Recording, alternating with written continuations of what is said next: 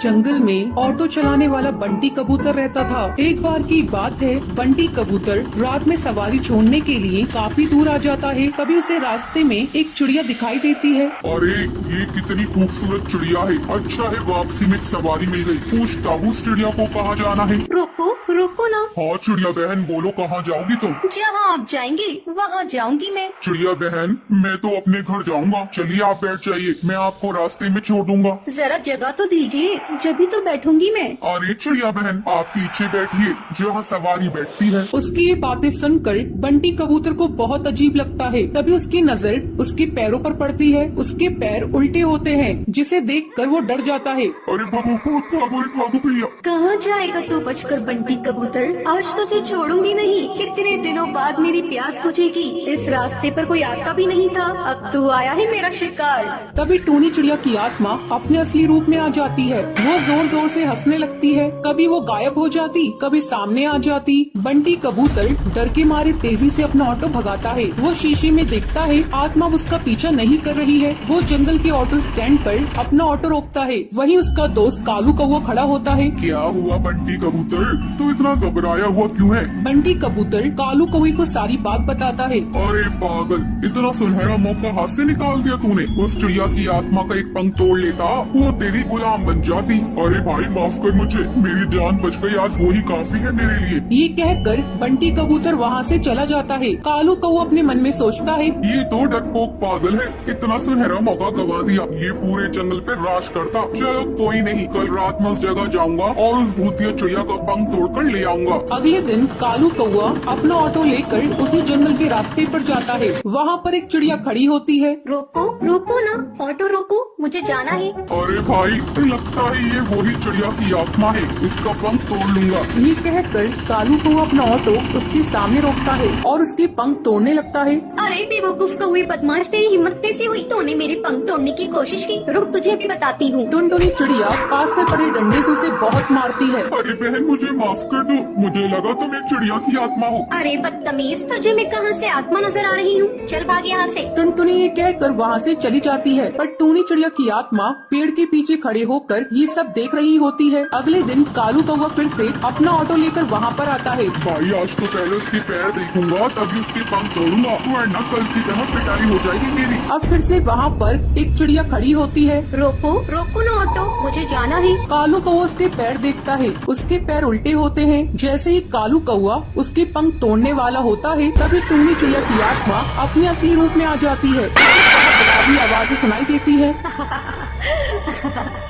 कालू कौवे आप मेरे पंख तोड़ेगा, ये ले तोड़ के दिखा। टूनी चिड़िया की आत्मा कभी उसके सामने आ जाती, कभी उसके पीछे। वो उसे बहुत मारती है। मुझे माफ कर दो चिड़िया की आत्मा, मैं आगे से कभी भी ऐसा नहीं करूँगा। मुझे जाने दो, मत मारो। क्यों छोड़ दूं तुझे? तू जैसे मन चले बदमाश पक्षियों को मारना ही तो मेरा लक्ष्य है। तुम जैसे लालची पक्षियों को जीने का कोई हक नहीं।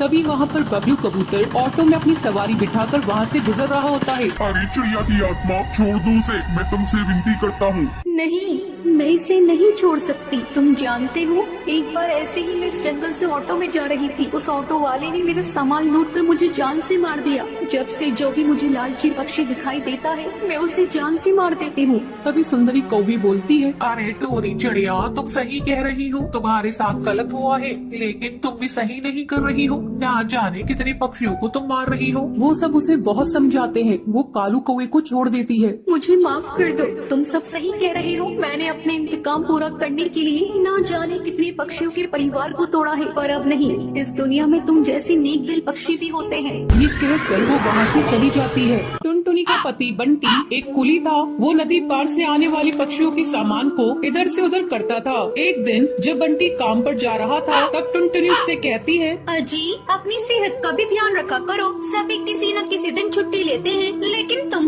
तो रविवार को भी काम करते हो। अरे पगली, अगर काम नहीं करूँगा तो घर कैसे चलेगा? तू तो माँ बनने वाली है, बच्चों का खर्चा बढ़ेगा। अगर काम नहीं करूँगा तो अपने बच्चों को अच्छी जिंदगी कैसे दूंगा? आपसे तो बात करना ही बेकार है। ये लीजिए पोटली, इसमें मैंने रोटी और चावल रख दिए हैं, समय से खा लीजिएगा। नहीं टुनटुनी, आज मेरी तबीयत कुछ सही नहीं लग रही है, कुछ भी खाने का मन नहीं कर रहा है। काम से आऊंगा तो खा लूंगा। बंटी बिना खाना लिए काम पर चला जाता है। टुनटुनी को क्या पता था कि बंटी से उसकी ये मुलाकात आखिरी थी। उधर बंटी बेहोश होकर बहती नदी में गिर जाता है और वहीं डूबकर मर जाता है। टुनटुनी भागी भागी अस्पताल जाती है।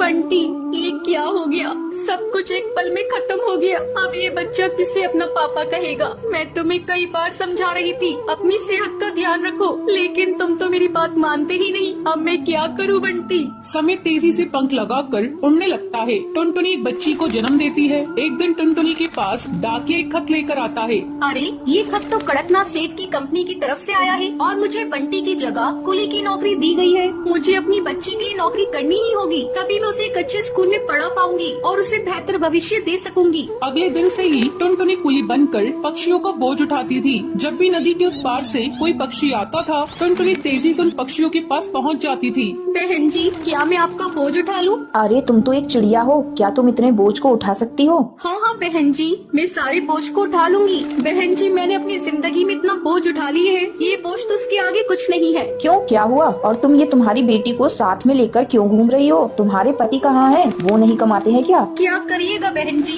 मेरी दुख भरी कहानी सुनकर रोज इस नदी किनारे पे कई पक्षी आते हैं और मेरी दुख भरी कहानी सुनते हैं, लेकिन कोई मेरी मदद नहीं करता। अरे तुम मुझे तो बताओ, मैं तुम्हारी जरूर मदद करूंगी। क्या बताऊं बहन जी, मेरे पति की मौत इसी नदी में डूबकर हो गई थी। उसके बाद से मैं यहाँ कुली की नौकरी कर रही हूँ। देखो टुनटुनी, जब तुम्हारी बेटी थोड़ी बड़ी हो जाएगी तो उसको मेरे स्कूल में डाल देना। मैं उसे पढ़ा लिखा कर एक अफसर बनाऊंगी। मैं तुम्हें अपना पता दे देती हूँ। वो बुलबुल चिड़िया टुनटुनी को अपना पता दे देती है। इसी तरह कई साल गुजर जाते हैं। एक दिन जब टुनटुनी अपना घर साफ कर रही थी, तभी उसे उस बुलबुल का दिया हुआ पता मिलता है। अरे, ये पता तो वही है जो मैडम जी ने मुझे नदी किनारे पर दिया था। मैं तो बिल्कुल भूल ही गई थी। अब मैं अपनी बेटी को लेकर मैडम जी के स्कूल में जाऊंगी और उसे वहाँ पढ़ाऊंगी। टुनटुनी अपनी बेटी को लेकर उस पते पर पहुँचती है। आओ आओ टुनटुनी, बहुत दिन हो गए तुमसे मिले। मैडम जी, ये देखिए, मैं अपनी बेटी को अपने साथ लेकर आई हूँ। मैं चाहती हूँ पढ़ लिख कर एक अफसर बन जाए, इससे मेरी तरह जीवन में संघर्ष न करना पड़े। हाँ हाँ टुनटुनी, तुम निश्चिंत रहो, मैं तुम्हारी बेटी को अच्छी तालीम दूंगी। तुम्हें एक दिन इस पर गर्व होगा। टुनटुनी अपनी बेटी का एडमिशन उस मैडम जी के स्कूल में कराकर निश्चिंत हो जाती है। उसे इस बात की खुशी थी, उसकी बेटी को उसकी तरह जीवन में संघर्ष नहीं करना पड़ेगा। तो ये थी आज की कहानी कि आपको पता है कालू कौवा बंटी कबूतर से चिड़िया की आत्मा का क्या तोड़ने के लिए कहता है। अगर आपको पता है तो आप हमें कमेंट करके जरूर बताएं। अगर आपको ये वीडियो पसंद आई हो तो इसे लाइक और ऐसी कहानियाँ देखने के लिए मेरे चैनल को सब्सक्राइब